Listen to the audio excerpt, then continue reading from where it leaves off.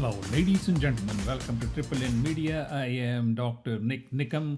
I've been a cardiologist in Houston for more than 40 years. The feature presentation is Physicians with Addiction or Mental Illness Can Seek Help, Not Intimidation, from the Texas Medical Board and the Texas Physician Health Program. Let us learn something about this because this might be useful to one of your friends or colleagues who may be having some issues and would like to get some help in a non-intimidating manner. This is based on an article that was published in the TextMed, and Katie McCune, who is a board member and a former director of the Texas Physician Health Program. She highlights many points which I'm going to be talking about in this presentation. According to the article, about 10% of all adults, including physicians, will develop an addictive disorder sometime in their life. So we are talking about 1 out of 10 people or 1 out of 10 physicians. If there are 50 physicians sitting in a room, you could almost guess there must be 4 or 5 people who may be having issues with addictions.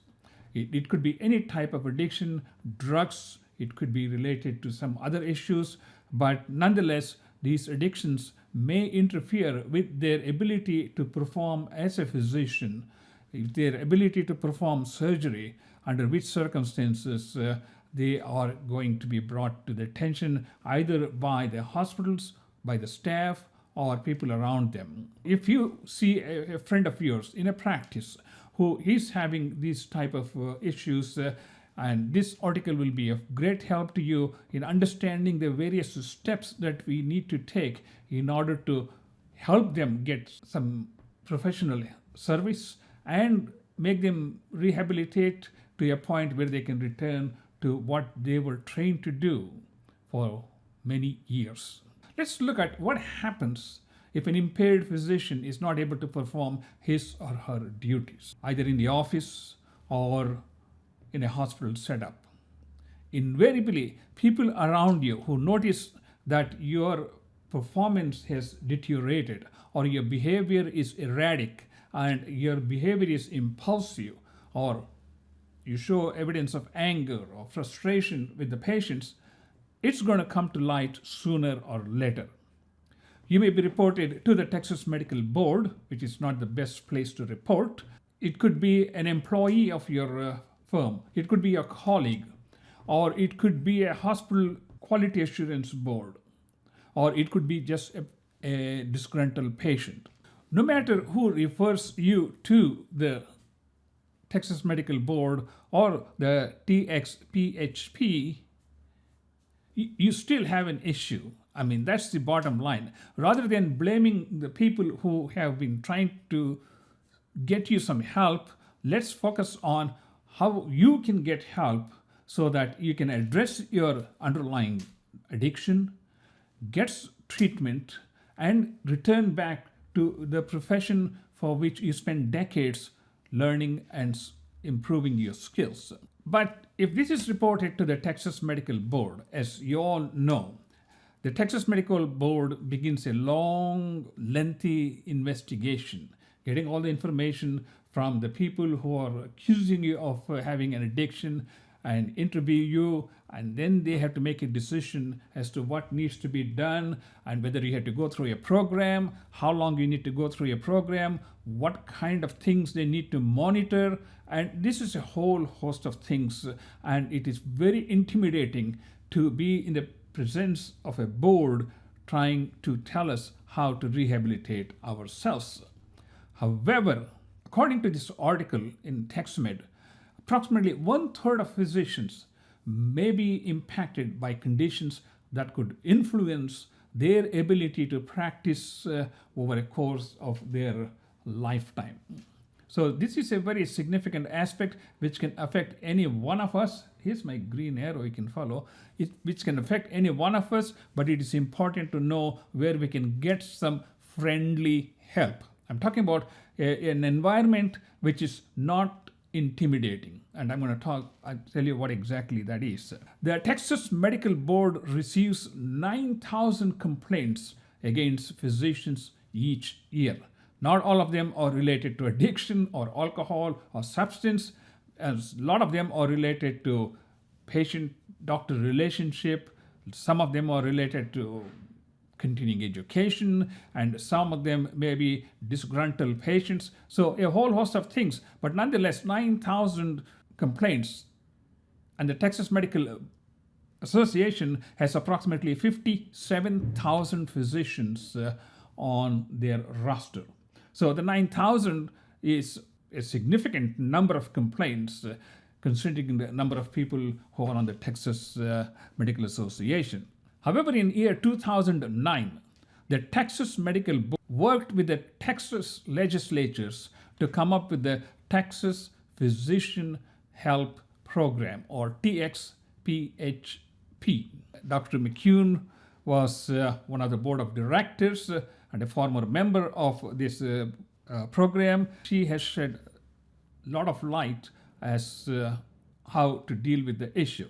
The Texas Physician Help Program has 11 board members made up of physicians, mental health professionals, and some members from the Texas Medical Board. Since there are some members from the Texas Medical Board, people may be concerned about whether these members would report this to the Texas Medical Board and whether the Texas Medical Board would take disciplinary actions against the physician in question. That is generally not the intention of the Texas Physician Help Program. Purpose of the Texas Physician Help Program is to identify what is the real problem with a given physician, he or she, and see what kind of help they need and direct them to the right professionals. The Texas Physician Help Program, since it was established in 2009, has had a track record of success. It has helped many physicians rehabilitate and return back to their full-time professions, whatever their field might be. They monitor physicians and document progress. The Texas Physician Help Program doesn't actually give any treatment themselves, but they evaluate these people and recommend them to certain specialists or programs where they are going to be treated and monitored. That the monitoring could include like drug analysis or interval interviews. The main purpose is to help these doctors in a friendly environment so that they can recover from their addiction and return back to their professions. In the number of people who have been treated by this Texas Physicians Health Program, about 30% of the physicians on treatment improved significantly, it should be improved significantly, and overcame their addiction. And it generally takes years. It is not going to happen in 2 months or 3 months. Between 70 to 90% of the physicians with substance disorders who were followed by the PHP are sober and able to return to practice after 5 years. So there is a lot of hope for those physicians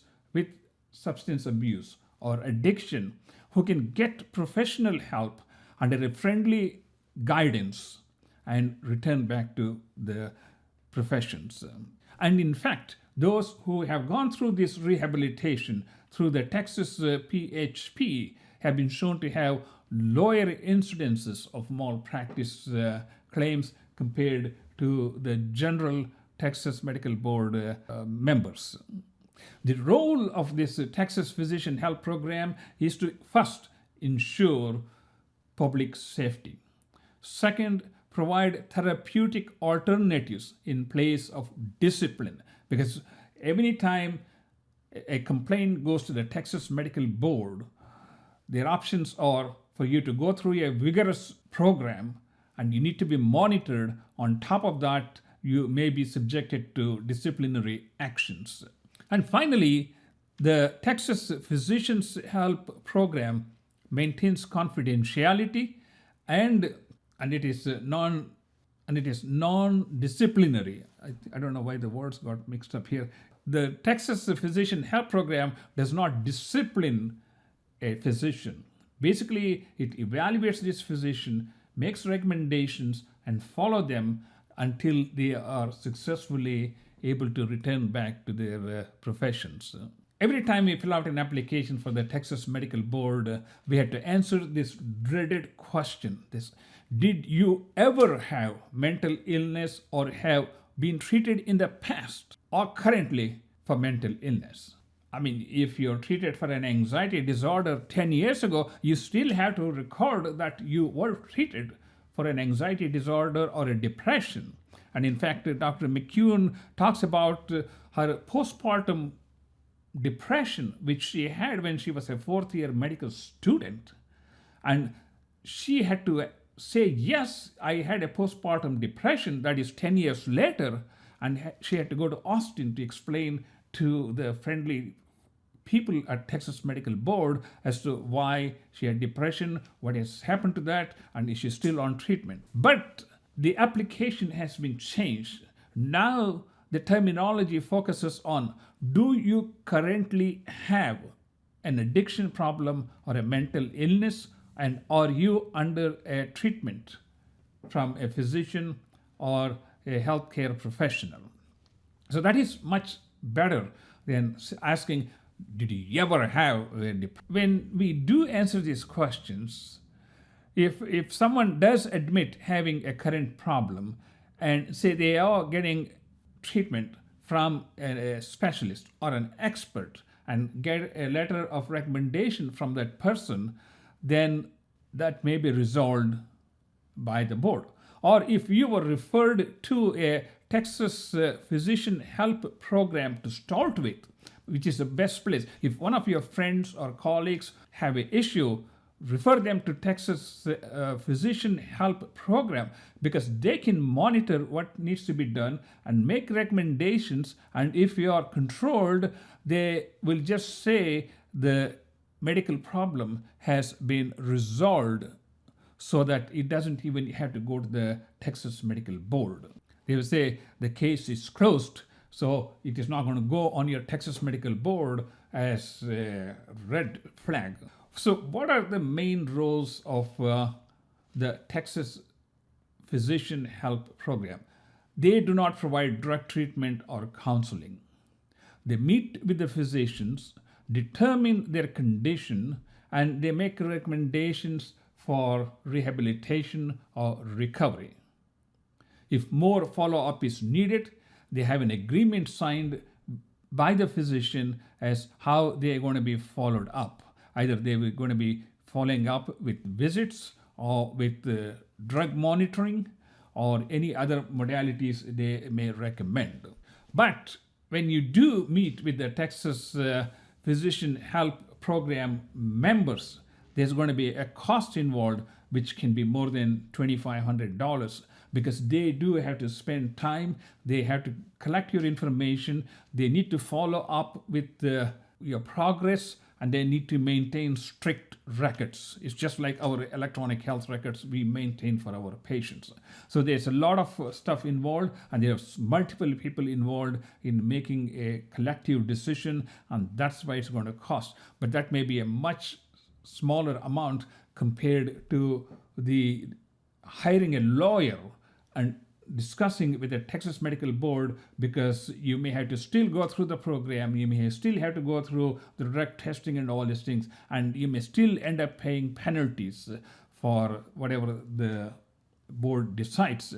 If the Texas PHP evaluates your case, make the recommendations, and you are sober to return to work, they can just report to the Texas Medical Board that the issue has been resolved, which is far better than going through the Texas Medical Board to begin with.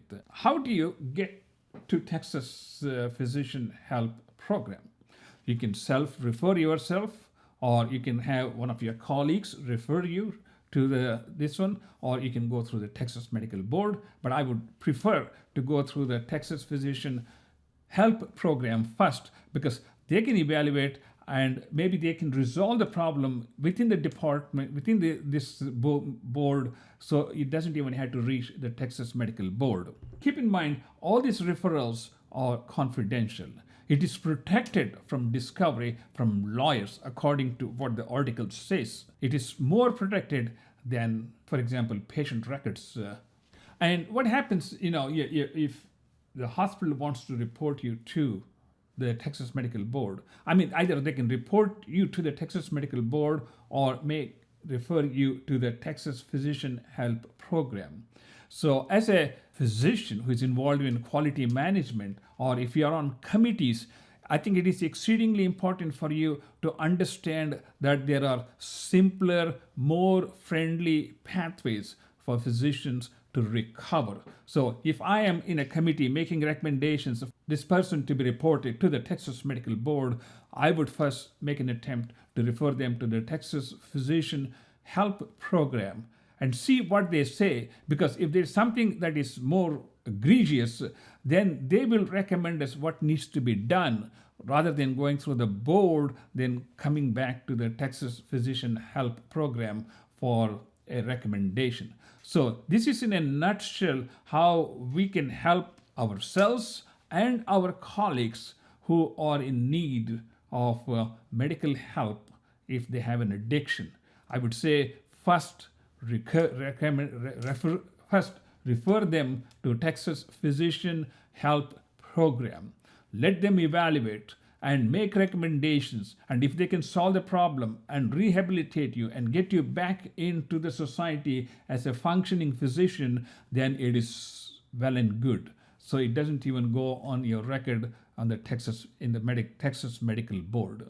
So ladies and gentlemen, this is a very quick synopsis of how to deal with a professional colleague of you who might need some help because of addiction, and the right path to take so that you can maintain confidentiality, you can work in a friendly environment, you get recommendations for recovery and rehabilitation, and resolve the issue before it goes to the Texas Medical Board. Thank you so much for watching. I am Dr. Nikam. I'm a cardiologist. I've been in practice for more than 40 years in Texas. And please do subscribe to our YouTube channel. I will see you in the next presentation.